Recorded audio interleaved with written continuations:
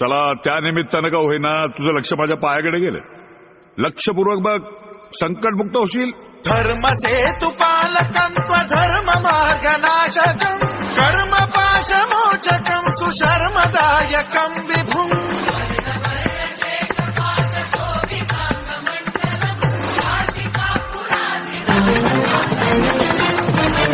कालभैरवं भजे रत्नपादुका प्रभाभिराम पादयुग्मनिरञ्जनं मृत्युदर्पनाशनं करालदंष्ट्रमोक्षणं काशिकापुराधिनाथ कालभैरवं भजे.